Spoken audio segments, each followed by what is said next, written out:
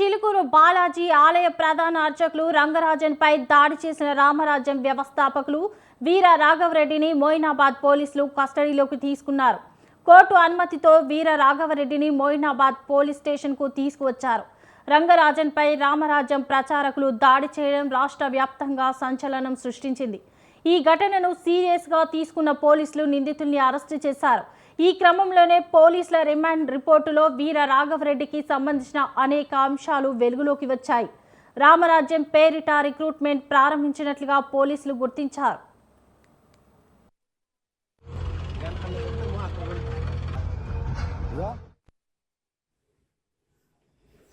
బలుకు అహంకారం ఒకటే.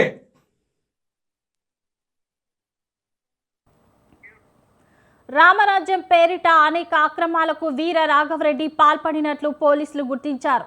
దుష్ట శిక్షణ శిష్ట రక్షణతోనే రామరాజ్యం సాధ్యమని, తన అనుచరులను ప్రభావితం చేయడమే కాకుండా పూజారులపై భౌతిక దాడులు చేశారు.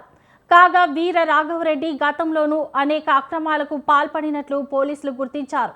అతనిపై 2015, 2016లోనూ కేసులు నమోదయ్యాయి.